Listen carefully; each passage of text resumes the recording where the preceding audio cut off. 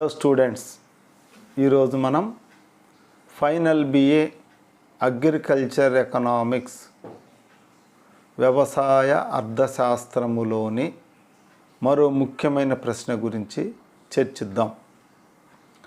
భారత వ్యవసాయ రంగము అభివృద్ధిని గురించి వివరించండి, లేదా భారత వ్యవసాయ రంగములో ఉత్పాదక ధోరణుల గురించి చర్చించండి, లేదా భారతదేశపు వ్యవసాయ రంగము ఉత్పాదకతలోని పెరుగుదల ధోరణులను వివరించండి అని ఈ విధంగా ప్రశ్న అడగడానికి అవకాశం ఉంది.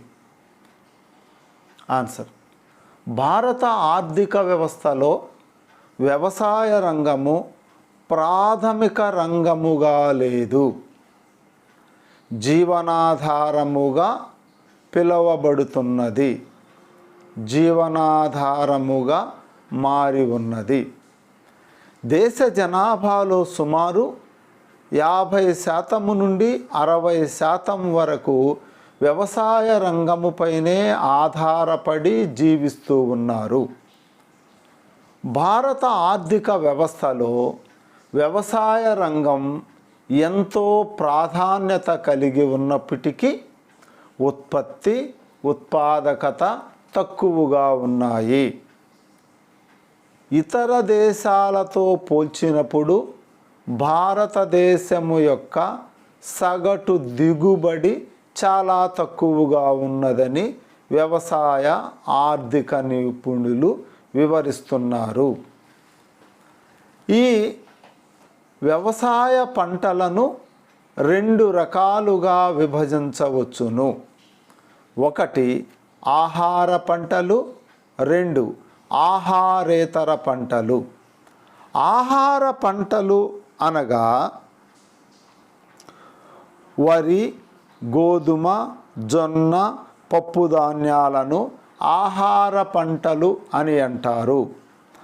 ఆహారేతర పంటలు అనగా చెరకు, పత్తి, జనుము, పొగాకు, నూనె గింజలు, తోట పంటలు, కూరగాయలు, పూల తోటలు మొదలగునవి.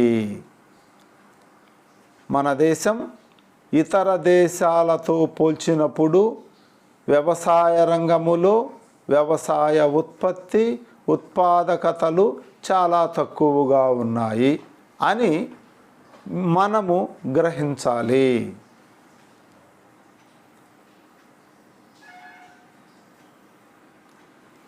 నెక్స్ట్, వ్యవసాయ రంగము ఉత్పత్తి, ఉత్పాదకత ధోరణులు. ఆర్థిక వ్యవస్థలో ఎంతో ప్రాధాన్యత కలిగిన వ్యవసాయ రంగం ఉత్పత్తి, ఉత్పాదకత ధోరణులను పరిశీలించినట్లయితే వ్యవసాయ రంగము యొక్క అభివృద్ధిని విశ్లేషణ చేయవచ్చు. దీనిలో మనం తెలుసుకోవాల్సినటువంటిది ఉత్పత్తి అనగానేమి. వ్యవసాయ ఉత్పత్తి అనగా సాగు చేయబడుచున్న వ్యవసాయ కమతము నుండి లభించే మొత్తము ఉత్పత్తి అని అర్థము. అదేవిధంగా ఉత్పాదకత అనగా వ్యవసాయ ఉత్పాదకత అనగా సగటున 1 హెక్టారు నుండి లభించిన దిగుబడుల పరిమాణమును ఉత్పాదకత అని అంటాము. దీనిలో నంబర్ 1 భూమి వినియోగము. భారత ఆర్థిక వ్యవస్థలో ప్రధాన రంగమైన వ్యవసాయ రంగము చాలా కీలకమైనది. భూమి 1901-1950 మధ్య కాలంలో భూమి విస్తీర్ణము 18% పెరిగినది అని చెప్పవచ్చు. 1950 సంవత్సరం నాటికి సాగు భూమి 122 మిలియన్లు హెక్టారుగా ఉంది. వివిధ రకాల పంటలు క్రింది సాగు అవుతున్న భూమి విస్తీర్ణము గురించి తెలుసుకోవచ్చు. వివిధ రకాల పంటల కింద సాగు అవుతున్న భూ విస్తీర్ణము ఈ క్రింది విధముగా ఉన్నది. భూ విస్తీర్ణము మిలియన్ హెక్టార్లలో. పంటలు 1950 సంవత్సరం, 1965 సంవత్సరం, 2002 సంవత్సరం. ఆహార పంటలు 1950లో 99 మిలియన్ హెక్టార్లో సాగుబడి చేస్తే, అదే 2002 సంవత్సరానికి 122 మిలియన్ల హెక్టార్ల భూమి సాగుబడి చేయడం జరిగింది. వరి 30 మిలియన్ హెక్టార్ల నుంచి 2002 నాటికి 45 మిలియన్ హెక్టార్లు భూమి సాగుబడి చేయడం జరిగింది.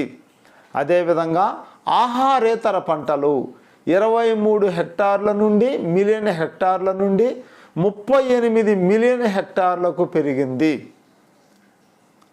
15 మిలియన్ల హెక్టార్ల నుంచి 44 మిలియన్ల హెక్టార్ల వరకు పెరిగింది. అంటే దీనిని బట్టి మనకేమర్థం అవుతుంది అంటే 1950వ సంవత్సరము నుంచి 2002 సంవత్సరము నాటికి సాగుబడైనటువంటి భూ విస్తీర్ణము బాగా పెరుగుతున్నది అని మనము తెలుసుకోవచ్చు ఈ పట్టిక నుంచి. 1950 నాటికి సాగు భూమి విస్తీర్ణము 122 మిలియన్ల హెక్టార్లు ఉండగా 1965 నాటికి 151 మిలియన్ హెక్టార్లకు నుండి 2002 నాటికి 160 మిలియన్ల హెక్టార్లకు పెరిగింది. ప్రధాన ఆహార పంటలైన వరి, గోధుమల సాగు విస్తీర్ణం బాగా పెరిగింది. వరి కంటే గోధుమ సాగు విస్తీర్ణము హరిత విప్లవం వలన 1965 సంవత్సరం తరువాత ఎక్కువగా పెరిగినది. దురదృష్టవశాత్తు ముతక ధాన్యాల సాగు విస్తీర్ణము 39 మిలియన్ హెక్టార్లకు నుండి తగ్గింది. జనాభా పెరుగుతున్న భారతదేశంలో పంట ధాన్యాల సాగు విస్తీర్ణం పెరగకపోవడంతో పోషక ఆహార లభ్యత విఘాతము ఏర్పడినది అని చెప్పవచ్చు. 1965 సంవత్సరం నుండి ఆహారేతర పంటల సాగు క్రమంగా పెరుగుతూ వస్తున్నది. నెక్స్ట్ నెంబర్ 2, వ్యవసాయ ఉత్పత్తి ధోరణులు. భారతదేశంలో సాగు భూమి విస్తీర్ణం క్రమంగా పెరుగుతూ ఉంది. అందువలన ఉత్పత్తి కూడా క్రమంగా పెరుగుతూ వస్తుంది. 1965 సంవత్సరంలో హరిత విప్లవం తరువాత మొత్తం ఉత్పత్తిలో గణనీయమైన పెరుగుదల కనిపిస్తూ ఉంది. పంటల ఉత్పత్తి టన్నులలో ఈ పట్టికలో మనం చూద్దాము. పంటల ఉత్పత్తి టన్నులలో. పంటలు 1950, 1965 సంవత్సరం, 2016 సంవత్సరం. ఆహార పంటల్లో 55 టన్నుల నుంచి 252 మిలియన్ టన్నులకు పెరిగింది. అదే వరి 24 నుంచి 104 మిలియన్ హెక్టార్లకు పెరిగింది. అదే గోధుమ 6 నుంచి 14 మిలియన్ హెక్టార్లకు పెరిగింది. ఈ విధంగా చెరకు 50 నుంచి 300 మిలియన్ హెక్టార్లకు పెరిగింది. పత్తి 3 నుంచి 10 మిలియన్ హెక్టార్లకు పెరిగింది. బంగాళాదుంప 2 నుంచి 22 మిలియన్ హెక్టార్లకు పెరగడం జరిగింది. అయితే ఇక్కడ వ్యవసాయ ఉత్పత్తులు క్రమంగా పెరుగుతూ ఉండడాన్ని గమనించవచ్చు. ఆహార ధాన్యాల ఉత్పత్తి 54 మిలియన్ల హెక్టార్ల నుంచి 2016 నాటికి 252 మిలియన్ టన్నులకు పెరిగింది. ఇందులో బాగా ప్రధానంగా వరి, గోధుమ ఉత్పత్తులలో ఎక్కువ పెరుగుదల కనిపిస్తుంది. కానీ ముతక, పప్పు ధాన్యాల ఉత్పత్తిలో ప్రగతి ఎక్కువగా లేకపోవడము గమనించవచ్చు. వాణిజ్య పంటల ఉత్పత్తి బాగా పెరిగింది అని చెప్పవచ్చు. నంబర్ 3, వ్యవసాయ ఉత్పాదకత ధోరణులు. సగటున ఒక్కొక్క హెక్టారుకు లభించే దిగుబడిని ఉత్పాదకత అంటారు. మన దేశంలో వ్యవసాయ ఉత్పత్తులు పెరిగినప్పటికీ ఉత్పాదకత ఆ స్థాయిలో పెరగడం లేదని ఆర్థికవేత్తలు వివరిస్తూ ఉన్నారు. ఉత్పాదకత హెక్టార్లలో క్వింటాలు. 1950 సంవత్సరం, 1965 సంవత్సరం, 2002 సంవత్సరం గోధుమలు 6.6 నుంచి 24.4కి పెరగడం జరిగింది. నూనె గింజలు 5.2 నుంచి 8.6కి పెరగడం జరిగింది. ప్రతి 9 నుంచి బంగాళాదుంప 6.6 నుంచి 180కు పెరగడం జరిగింది. అయితే ఇక్కడ అధిక ఉత్పాదకత దిగుబడి వరిలో అమెరికాలో 72.1గా ఉంది.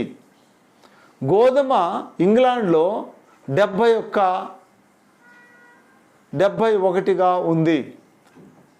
నూనె గింజలు అమెరికాలో 34గా ఉంది. ప్రతి చైనాలో 33గా ఉన్నది.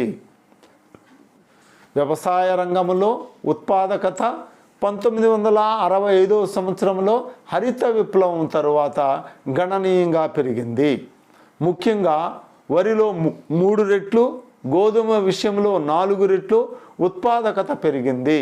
కానీ ముతక పంటలు, ధాన్యాల విషయంలో చెప్పుకోదగ్గ స్థాయిలో ఉత్పాదకత పెరగలేదు. అయితే చెరకు, బంగాళాదుంప ఉత్పాదకత ఎక్కువగా పెరిగింది.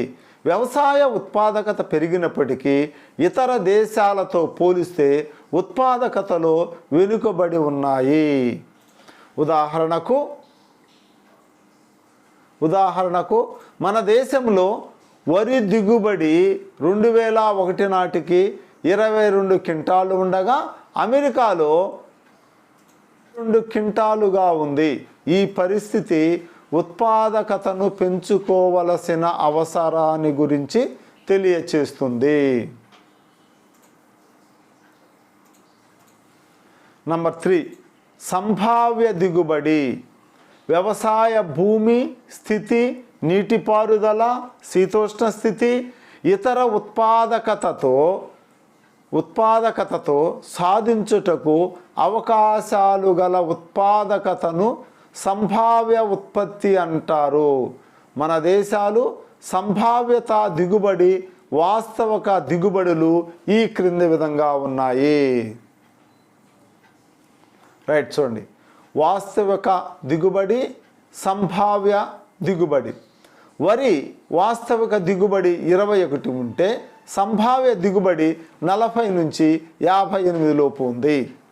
గోధుమ వాస్తవిక దిగుబడి 28 ఉంటే సంభావ్య దిగుబడి 60 నుంచి 68 వరకు ఉంది. జొన్న 17 ఉంటే 60 నుంచి 80 వరకు ఉంది. జనుము 19 ఉంటే 25 నుంచి 30 వరకు ఉంది. చెరుకు 67 టన్నులు ఉంటే ఇది 76 నుంచి 112గా ఉన్నది. పై పట్టికను పరిశీలిస్తే దాదాపు అన్ని పంటల విషయంలో సంభావ్య దిగుబడి కంటే వాస్తవిక దిగుబడి సగము కంటే తక్కువగా ఉంది. ఈ పరిస్థితి